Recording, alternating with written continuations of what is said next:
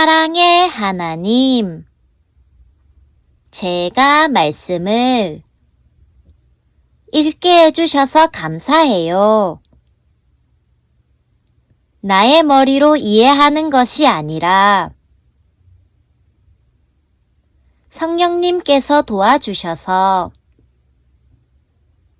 하나님의 말씀을 정확하게 깨닫고 힘을 듬뿍 얻게 해주세요. 예수님의 이름으로 기도드립니다. 아멘. 안녕 친구들, 오늘 읽을 말씀은 출애굽기 40장이에요. 40장에서는 이스라엘 백성이 하나님의 명령대로 회막을 세운 이야기와 그 회막 위에 하나님의 구름이 덮이는 이야기가 등장해요. 오늘의 간단 설명, 초하루. 새로워진다는 뜻을 가진 초하루는 초승달이 나타나는 매월의 첫째 날이에요. 새로운 한 달을 시작한다는 의미로 월삭이라고도 해요. 월삭에는 지난달 하나님께서 지켜주신 은혜에 감사하고 새로운 한 달을 하나님께 맡겨드린다는 의미로 나팔을 불고 안식일과 비슷하게 일을 하지 않고 쉼을 가지고 기쁨과 즐거움을 드리며 특별한 희생제사를 드렸어요. 그럼 말씀 속으로 출발!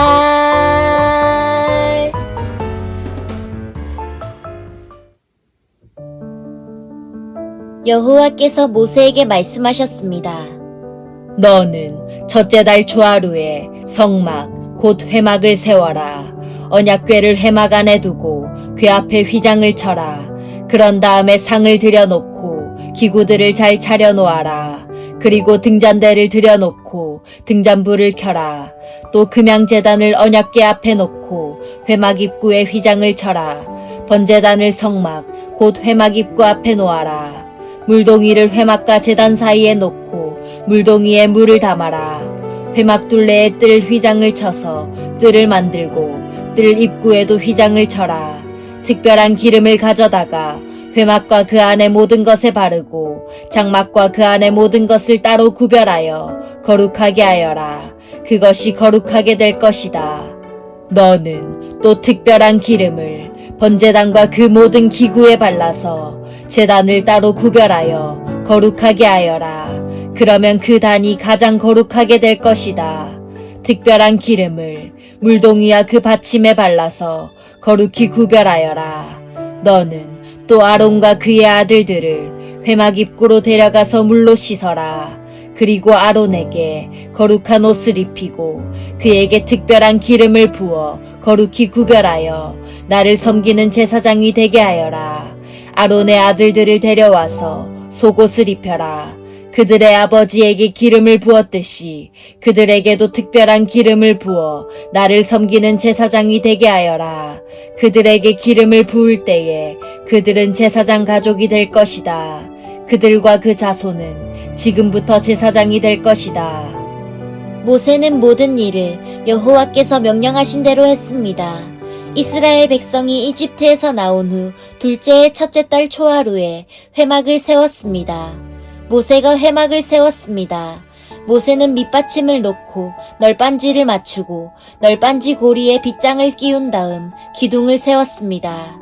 그리고 나서 회막 위에 다른 장막을 펴고 그 위에 덮개를 덮었습니다. 여호와께서 모세에게 명령하신 대로 했습니다. 모세는 증거판을 언약궤 안에 넣었습니다. 그리고 언약궤에 채를 끼우고 그 위에 속죄판을 덮었습니다. 그런 다음에 모세는 언약궤를 회막 안으로 가져갔습니다. 그리고 휘장을 쳐서 언약궤를 가렸습니다. 여호와께서 모세에게 명령하신 대로 했습니다. 모세는 상을 회막 안에 놓았습니다. 모세는 상을 휘장 앞 곧 회막의 북쪽에 놓았습니다. 그리고 여호와 앞 상 위에 빵을 올려 놓았습니다. 여호와께서 모세에게 명령하신 대로 했습니다. 모세는 등잔대를 회막 안에 놓았습니다. 모세는 등잔대를 상 맞은편 곧 회막의 남쪽에 놓았습니다. 그리고 여호와 앞에서 등잔대 위에 등잔불을 올려 놓았습니다. 여호와께서 모세에게 명령하신 대로 했습니다. 모세는 금양제단을 회막 안으로 가져가서 휘장 앞에 놓았습니다.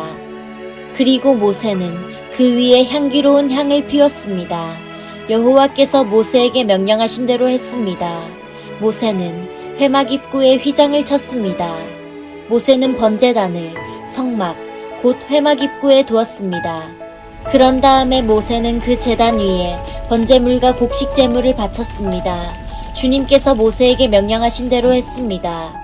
모세는 물동이를 회막과 번제단 사이에 놓고 거기에 씻을 물을 담았습니다. 모세와 아론과 아론의 아들들은 그 물로 손과 발을 씻었습니다.